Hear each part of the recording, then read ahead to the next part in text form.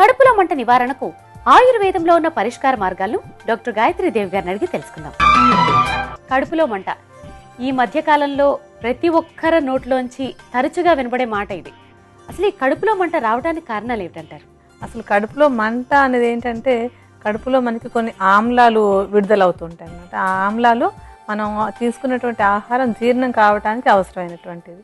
ఈ ఆమ్లాలు ఒక్కొక్కసారి ఎక్కువగా విడుదలవుతాయి. విడుదల అంటే యాసిడ్స్ అంటాం. అందుకని చాలామంది అసిడిటీ ఉంది అంటూ ఉంటారు కదా. యాసిడ్స్ అంటే ఆమ్లాలని తెలుగులో మనం చెప్తూ ఉంటాం.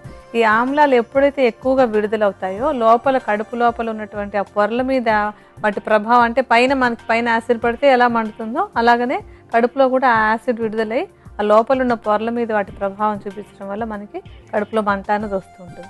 అయితే సామాన్యంగా ఎప్పుడు మనకి ఆహారం జీర్ణం కావడానికి ఎంత కావాలో అంత మాత్రమే విడుదలవుతూ ఉంటుంది కనుక మనకి అందరికీ మంటగా ఉండదు. కొన్ని సందర్భాల్లో కొందరికి ఎక్కువగా విడుదలవుతుంటే ఆ మంట అనేది తెలుస్తూ ఉంటుంది అన్నమాట. అయితే ఎందుకు కొందరిలో ఇలా ఎక్కువగా ఈ ఆమ్లం ఎందుకు విడుదలవ్వాలి అని రకరకాల కారణాలు ఉంటాయి. కొన్ని మానసిక కారణాలు, కొన్ని శారీరక కారణాలు అన్నమాట. ఎక్కువగా మనకి ఈ ఎసిడిటీ అంటే కడుపులో మంట అన్నది మానసిక కారణాలతోటి సామాన్యంగా ఎక్కువగా కనపడుతుంటుంది. అలాగే మరొక కారణం ఏంటంటే మనం చాలా విషయాల్లో చెప్పుకుంటూ ఉంటాం ఈ కాఫీ టీలు తీసుకోవడం గురించి అని చెప్పి.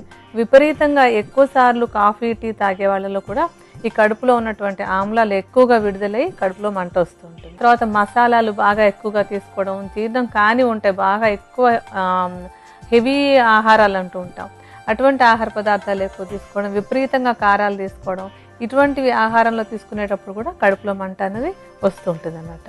మరి ఈ కడుపులో మంటతో బాధపడేవారు దాన్ని అధిగమించాలి అంటే ఎటువంటి జాగ్రత్తలు తీసుకోవాలండి? మనం ఇందాక చెప్పుకున్న కారణాల్లో మానసిక కారణాలు అని చెప్పుకున్నాం కదా. ఈ ఆందోళన అదుపులో ఉంచుకోవడానికి రకరకాల మార్గాలు ఉంటాయి. ఒకటి ఏంటంటే ఏదైనా ఒక మంచి హాబీ. ఎప్పుడు మనం చాలా సమస్యలు చెప్పుకుంటూ ఉంటాం అన్నమాటని. ఒక మంచి హాబీ తీసుకుని రోజు కొంతసేపు ఏదో సంగీతం కానివ్వండి, లలిత కళలు ఏవైనా, చిత్రలేఖనం కానీ, పుస్తకాలు చదవటం, మంచి టీవీ కార్యక్రమాలు చూడడం, ఇలా ఏదో ఒక దానిలో కనుక మనసును లగ్నం చేసుకున్నట్టయితే మానసిక ఆందోళన, ఒత్తిడి తగ్గేందుకు అవకాశం ఉంటుంది. ఆ ఒత్తిడి తగ్గగానే ఆటోమేటిక్గా శరీరంలో కడుపులో ఆమ్లాలు ఆటోమేటిక్గా తగ్గుతాయి అన్నమాట. ఆ తర్వాత ఏంటంటే కాఫీ టీలు కూడా చెప్పుకున్నాం, బాగా తగ్గించేసుకుని రోజుకి 1 లేదా 2 సార్లు మాత్రమే కాఫీ టీ తీసుకుంటూ ఉండడం.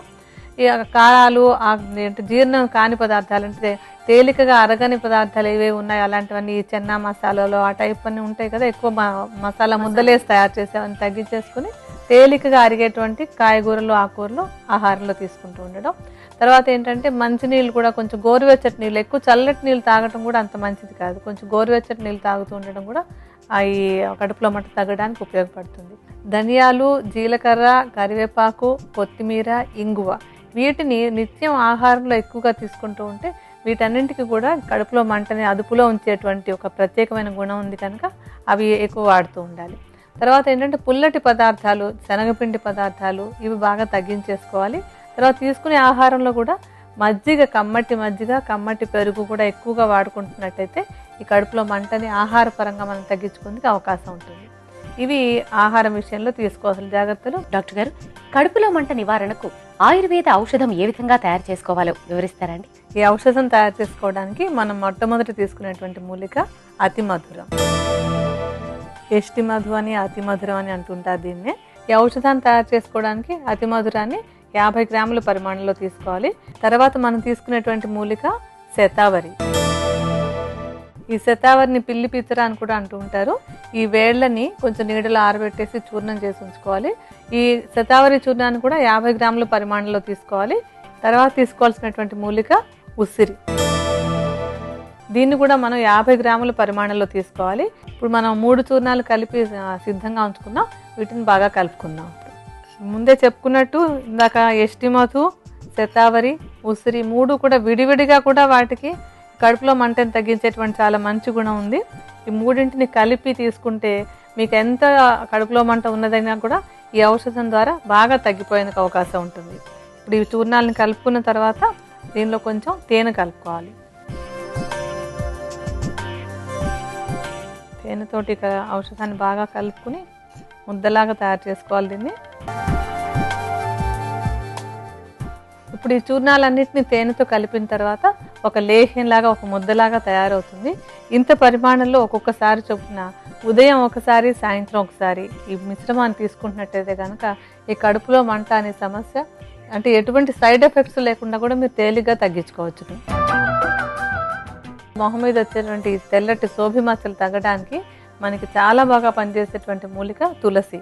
ఈ తులసి ఆకులు ఒక 5 నుంచి 10 ఆకులు తీసుకుని బాగా నలిపి రసం తీసుకుని ఆ రసాన్ని మచ్చల మీద కనుక రోజు రాస్తున్నట్టయితే కేవలం ఈ పై పూతతోటే ఈ మచ్చలు చాలా తేలిగ్గా తగ్గిపోతాయి.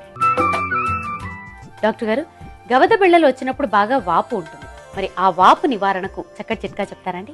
ఈ వాపు నివారణకి ఏంటంటే మనకి అవిసె ఆకులు దొరుకుతాయి కదా, ఈ అవిసె ఆకులు నూరి ఆ రసం తీసుకుని అందులో కొంచెం పసుపు కూడా కలిపి ఆ ముద్దని ఈ వాపు ఉన్నటువంటి దవడలకు అటు ఇటు కూడా రాస్తున్నట్టయితే కనుక వాపు తొందరగా తగ్గిపోతుంది.